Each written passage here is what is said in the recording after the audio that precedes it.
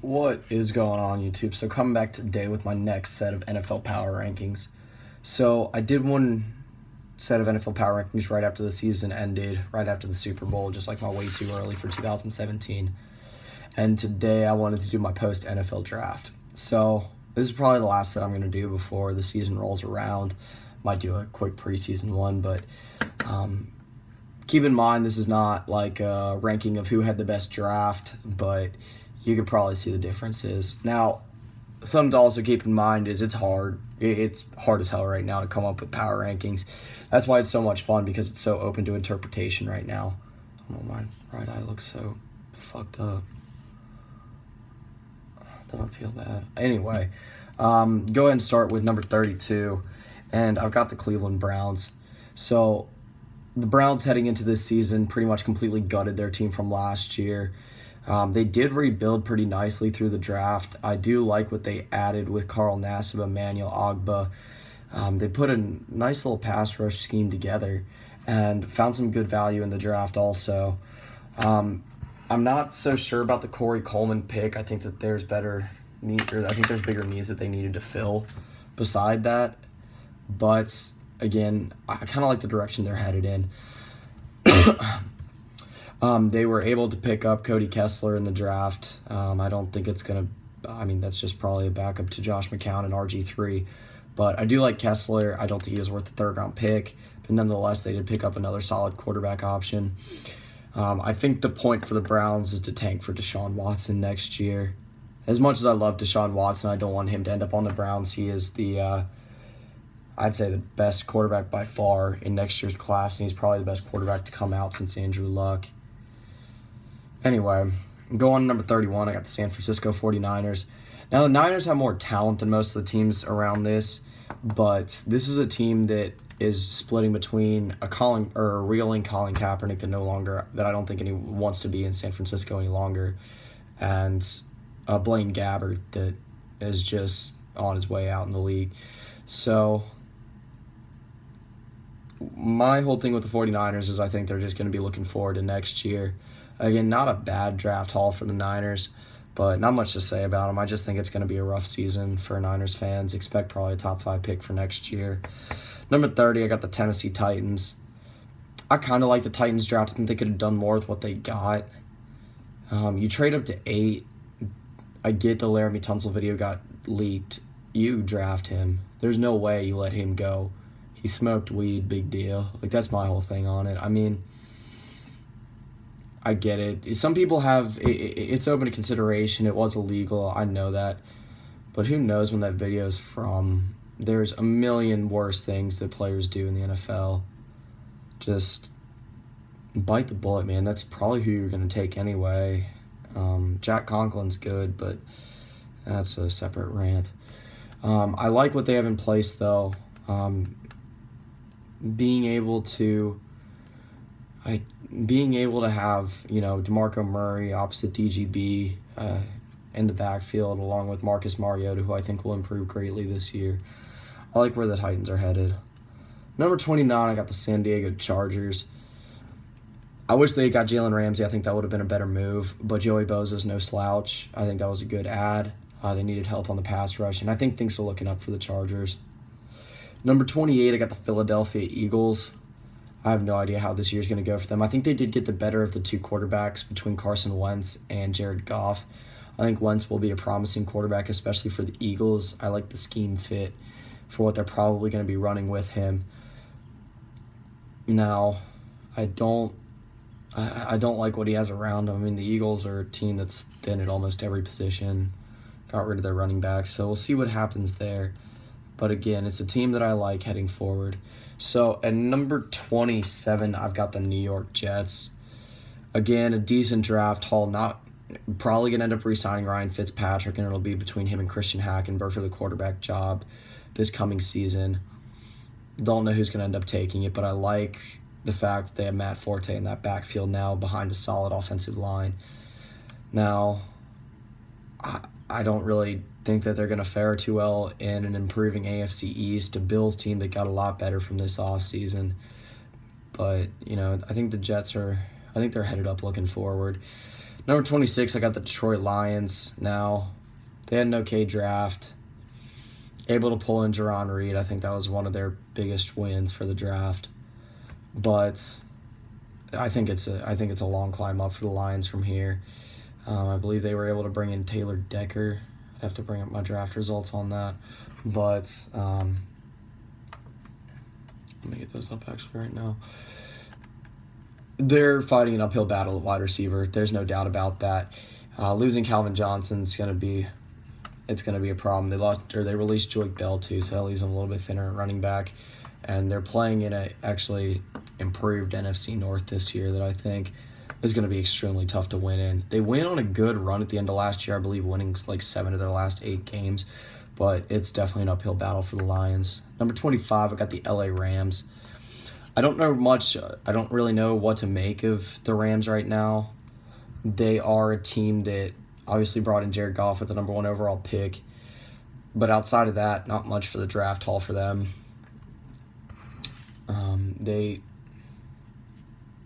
Let me see if I can find these draft results quick.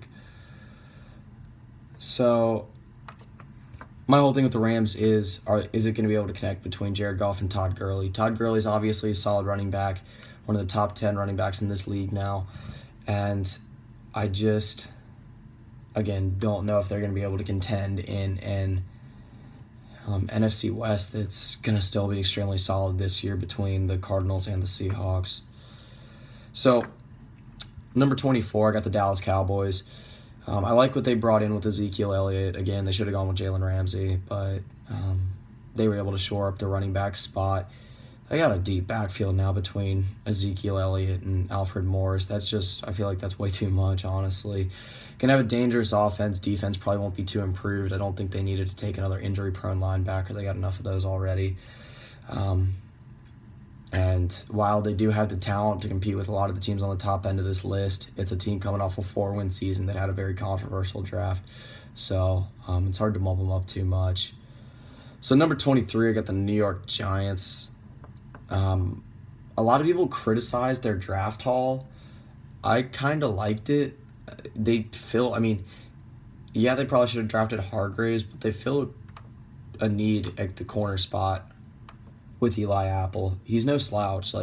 He'd still be good. I think it's intriguing, a lot of their picks. I like Terrell Adams.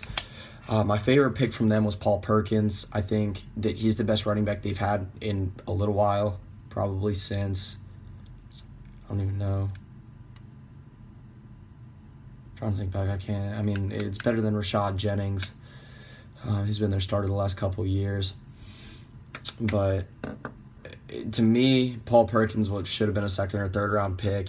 He was a stud at UCLA, and it's a good draft haul for the Giants compared to what a lot of people said they were able to bring in. Sterling Shepard's an intriguing option opposite of Odell Beckham Jr. and Eli Manning coming off an honestly pretty good season. I think they'll be fine. They filled a need at safety with Darian Thompson, again, kind of a value pick in the 3rd round. And I like what they were able to get with Jarrell Adams in the 6th round, able to shore up the tight end spot. So at number 22, I've got the Atlanta Falcons. Now, to me, the Atlanta Falcons, New Orleans Saints, and Tampa Bay Buccaneers are all around the same level right now. It's just I don't really like what the Falcons brought in with their draft haul. They didn't do a great job addressing the need at pass rusher. They were able to bring in Keanu Neal. Deion Jones is an athletic linebacker. I think he'll have potential in the NFL, but I would have liked if they could have gone with someone like Shaq Lawson at the number 17 spot. So they let him go and got Keanu Neal, who I like at safety, but he's got a lot of holes.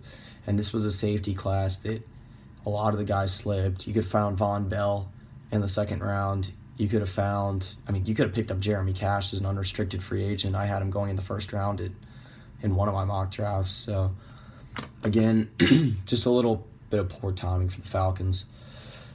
But I do still like what they have in place on offense. Devonta Freeman's one of the top 5 best running backs in the league statistically last year. Broke out in a big way. And then I mentioned this a million times. I love Vic Beasley at outside linebacker and edge rusher. I think he's got a great future in the NFL. And then Matt Ryan and Julio Jones are still one of the best duos in the NFL between quarterback and receiver.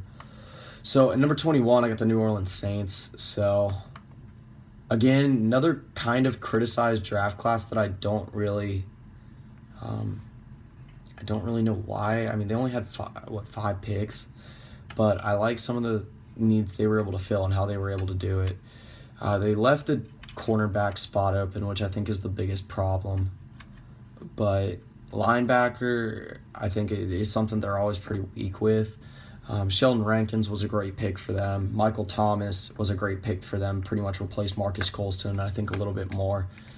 Von Bell was a great pickup for them. They were able to find him at the end of the second round. And after that, it got a little weak, but again, those first three picks are going to help them out a lot. And it's still the Saints. They'll still probably win at least 6 games, bare minimum. Mark Ingram, still a good running back in this league. Cam Jordan, still one of the better pass rushers in this league as well. Like I said, I think it's kind of a mix between the Saints, Buccaneers, and Falcons at that second spot. So number 20, I've got the Miami Dolphins, a team that's had a kind of weird offseason. Let Olivier Vernon go. I don't know really how I feel about that one. And then also let Brent Grimes go. But able to bring in a pretty good draft class. One of the steals of the first round with Laramie Tunzel. Able to plug that O-line spot with probably the best offensive lineman in this draft. Also able to fill that needed corner with Xavier Howard. Maybe not the best corner in the draft, but definitely a guy that's going to be able to come in and start probably day one. Able to get Kenyon Drake. Maybe not fill the need at running back, but at least plug it for the time being. And you're able to add a guy who's intriguing to me in Leonte Carew to go opposite Jarvis Landry for what I think could be actually a pretty intriguing wide receiver set for the Dolphins. So at number 19, I got the Washington Redskins. And again, they didn't fill that need at running back that I was hoping they would. I don't think people are acknowledging as much as they should be the weakness of this backfield for the Redskins. They're starting Matt Jones. Matt Jones is a guy that averaged just under 4 yards per carry last year. I don't think they should have released Alfred Morris. I think they let him go a little bit too easily. I do bring in Keith Marshall, but that's anything from a sure running back. He's got a lot of potential. Fun fact, he actually broke the North Carolina State high school rushing record against my high school. But this is a guy that's injury prone as hell. He's not really proven ever since he was the number one recruit coming out of high school as all-purpose running back. I believe it was in 2013, might have been 2012. Actually, I think it was 2012. But they are still, they might be the highest ranked NFC East team on this list. See, we got the Giants, Cowboys, and they are the highest one. I don't know who's going to break out of that division this year. I like what they were able to add at the top end of the draft with Doxson. They've got a pretty deep wide receiving core. Sua Craven's one of my favorite players in the draft. I think adds another piece to that linebacking core with Ryan Kerrigan that's going to be a little bit scary this year. And then able to plug a need at cornerback with one of the better ones in this draft with Kendall Fuller, kind of a steal in the third round. So at number 18, I got the Tampa Bay Buccaneers. So they might have had the most criticized move to the draft, trading up to get Roberto Aguayo. I thought it was kind of funny. But before that, I think from picks 1 to, 39, they might have done one of the best jobs. If you guys remember about 2 months ago, it seemed like a lock for them to take Noah Spence at 9. And they were able to trade down, still pick up Vernon Hargreaves, and then get Noah Spence in the second round. So they filled their 2 biggest holes with 2 of the best prospects available. Now, trading up, they should have got someone besides Roberto Aguayo. But I like that they were able to get some value with the O-line with Caleb Benenoch in the 5th round. I think he's one of the better offensive linemen. Guy coming out of UCLA that's decently polished and can come in and provide some depth from day one. So at number 17, I got, in my opinion, one of the most vastly improved teams this offseason, and that is the Chicago Bears. I think this is a Chicago Bears team that has the talent to contend for a playoff spot right now. Like I said, they're in an NFC North that is vastly improved between the Bears and the Vikings. And obviously a Packers team that's always contending for a Super Bowl. But just their draft haul, it was awesome. I mean, they brought in Leonard Floyd at 9, plugged a need there. Maybe not the best option, but they filled that pass rushing need immediately. They get Cody Whitehair with the 56th pick. One of the best offensive linemen in this draft, probably the best guard, an absolute steal of a pick. They get Jonathan Bullard in the 3rd round. Again, another steal of a pick. They add even more linebacking depth with Nick Kwiatkowski in the 4th round. Get DeAndre Hall, one of the better corners, or one of the better depth corners in this draft in the late 4th. And then also get Jordan Howard and DeAndre Houston Carson in the 5th and 6th round. So they add depth to running back with one of the better running backs in this class. They add depth to the safety spot with Deion Bush, DeAndre Houston Carson, a guy who can also move over to corner. And they also add tremendous linebacking depth to what I've said is two of the most underrated moves this offseason was signing Jarrell Freeman and Danny Trevathan, two of the most underrated linebackers, in my opinion, 2 top 10 inside linebackers in this league. And they were able to do it for pretty much like value contracts. So I like what they've been able to do. They were able to shore up the offensive line and the defense. And you know what? If Jay Cutler can have a productive year, if Jeremy Langford can live up to the hype, and Jordan Howard can provide that depth he's supposed to, it could be a playoff team for the Bears next year. Number 16, I got the Kansas City Chiefs. Decent draft haul, not great. You know, for the picks they had, they were able to bring in some good value. Some head scratchers for sure. Chris Jones was a solid pickup in the 2nd round. 1st round caliber talent. Able to fill a need on the defensive line. Kavari Russell might have been a little bit of a reach, but still a solid corner in the 3rd round. They were able to add Demarcus Robinson, add a little bit of receiver depth, one of the better sleepers in this draft. Kevin Hogan, adding a little bit of quarterback depth. I actually like him. I think that people were a little harsh on him in his scouting reports. Tyreek Hill actually watched him at OSU. He's incredibly quick. Don't know how well he's going to do in the NFL. And then Daddy Nicholas, one of the more under-the-radar pass rushers this year, was talked about being a 1st-round pick at one point in 2015, and able to get him in the late 6th. So decent haul for them. Aging defense, aging quarterback. Jeremy Maclin and Jamal Charles don't know if you can trust their health, so that's why they're lower.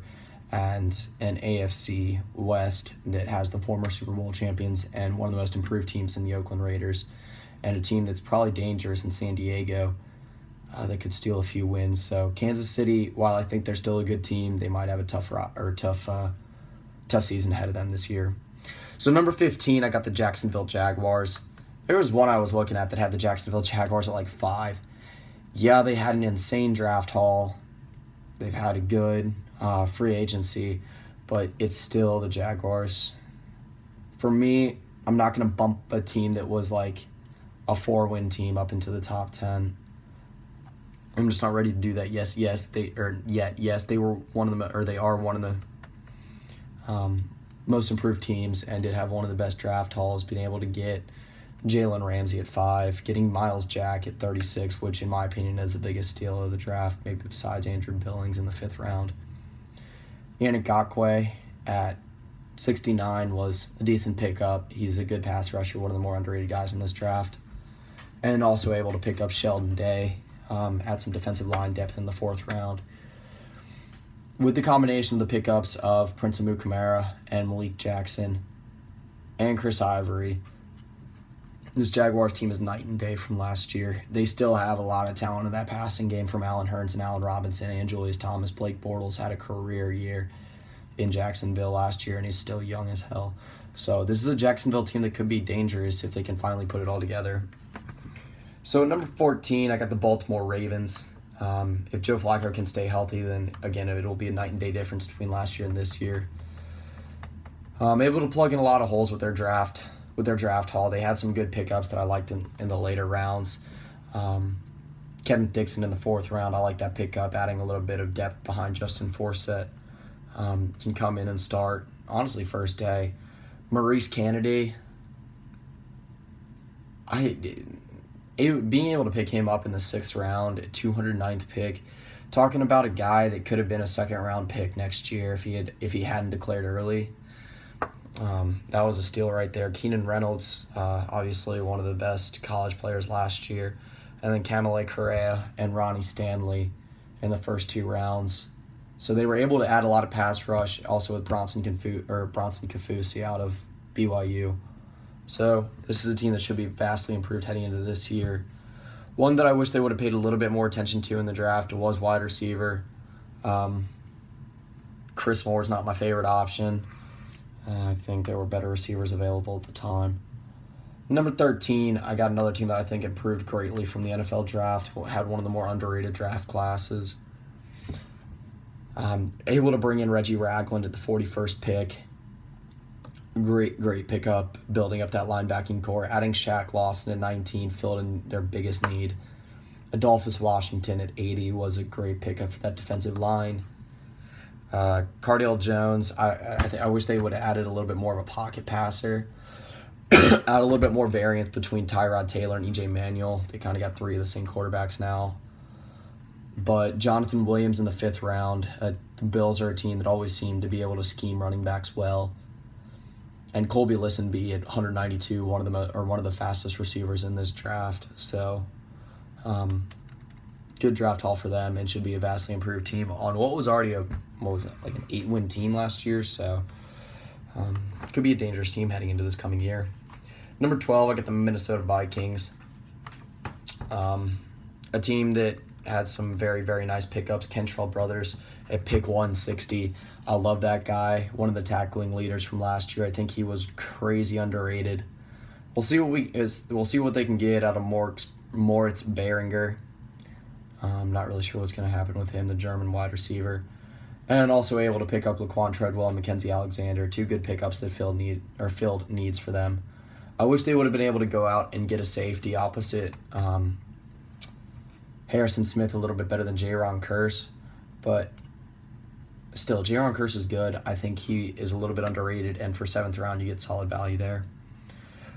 So, at number 11, I've got the Indianapolis Colts, who did exactly what I think they needed to on offense for this draft and just built up that offensive line. Able to add a setter in Ryan Kelly that should be a staple to that offensive line for a long time. Able to pick up Joe Haig, LaRaven Clark, and able to add a little bit of defensive line depth with Hassan Ridgeway. Again, another value pick. So, at number 10, I've got the Houston Texans, who I think are the best team in the AFC South right now. Able to add some stuff to that offense that was vastly needed. Some vertical speed with Braxton Miller and Will Fuller, 2 good pickups. Nick Martin able to add to the offensive line. KJ Dillon able to add a good safety as well. Along with the pickups with Brock Osweiler and Lamar Miller, could be a very dangerous team this year. Alongside one of the best receivers in the game right now, DeAndre Hopkins, and one of the best defenses in the game by itself. So at number 9, I've got maybe the team that I think will be the most improved, and that is the Oakland Raiders. So, even though their draft to me wasn't fantastic, I love some of their picks. Shalik Calhoun in the 3rd round just adds more to a pass rush that didn't need much added anyway. DeAndre Washington, I like the pick, but I think there was better available at the time. Connor Cook adds a good backup quarterback to Derek Carr. Carl Joseph, I think, will be a stud in the NFL. Jihad Ward, I think, was picked a little bit early, though. But between the improvement that I expect from Derek Carr and Amari Cooper, I still have faith in Latavius Murray. And obviously one of the best defensive players in the league right now, and Khalil Mack. This could be a dangerous team this year. So number 8, I think the team that brought in the best draft haul overall besides the Jaguars, the Cincinnati Bengals. They were able to bring in William Jackson, which I kind of thought was funny. I think they kind of trolled the Steelers on that a little bit. Great cornerback that they were able to bring in after losing Leon Hall.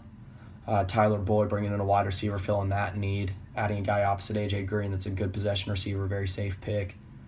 Nick Vigil, a good linebacker. Again, maybe a little bit of a reach, but they tend to be able to plug and play linebackers very well.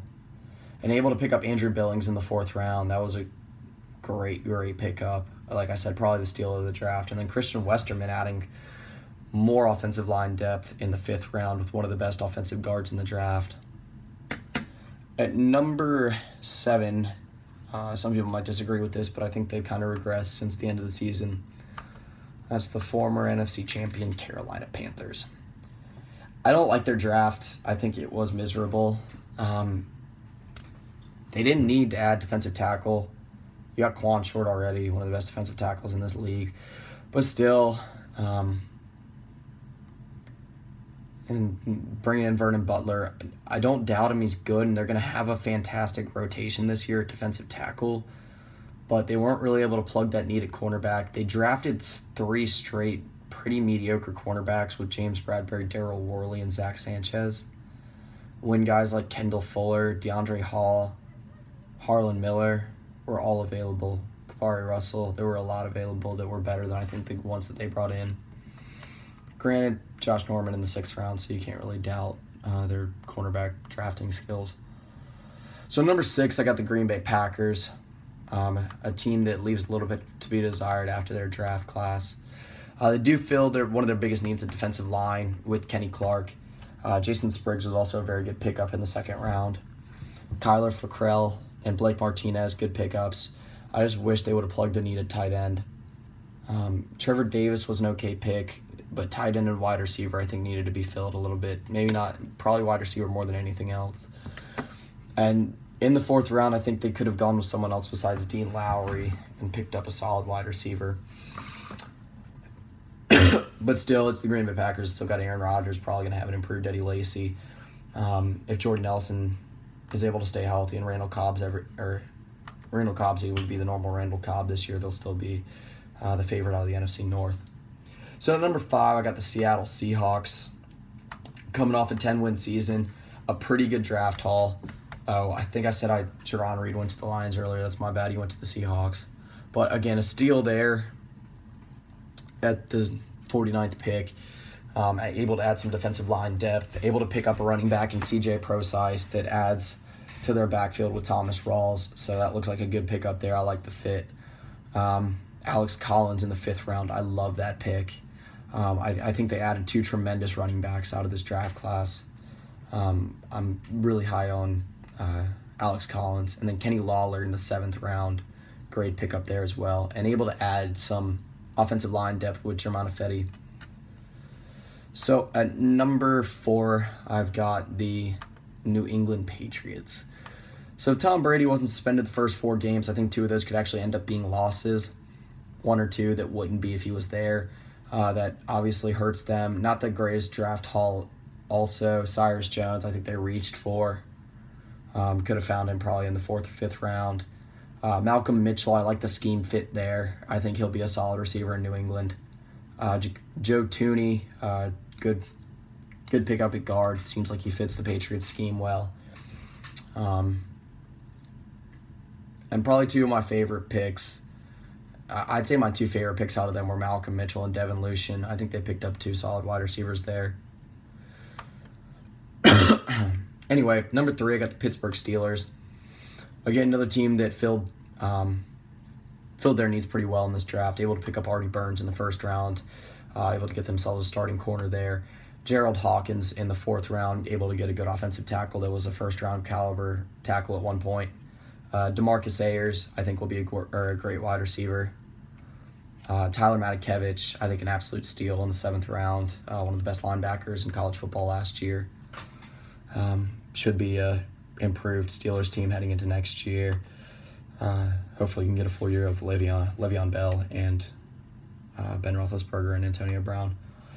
So at number 2, I've got the former Super Bowl champion Denver Broncos. So I'm going to talk about this team for a little bit more than most people would.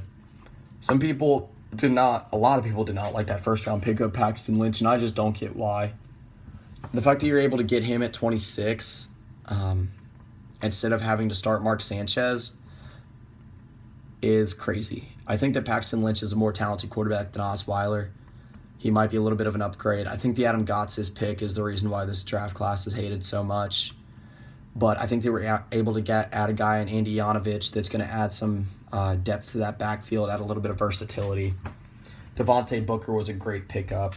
He was a stud at Utah, still stays in the same region of the country. Connor McGovern, one of my favorite offensive linemen in the draft. Justin Simmons, a reach.